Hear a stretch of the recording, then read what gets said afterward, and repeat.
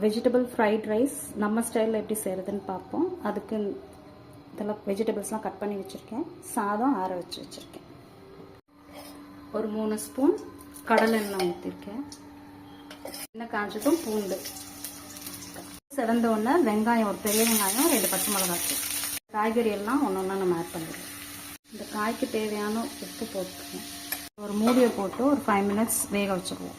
இது ஓரளவுக்கு முக்காப்பதம் வெந்தோடனே நம்ம ஃப்ளேமை ஹையாக வச்சுட்டு லாஸ்ட்டாக இந்த மஷ்ரூமை போட்டுருந்தோம்.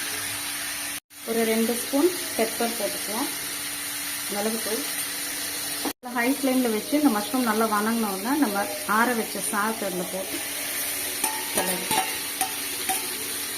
கடைசியாக கொத்தமல்லி, ஸ்ப்ரிங் ஆனியன் தூவி இறக்கிடும்.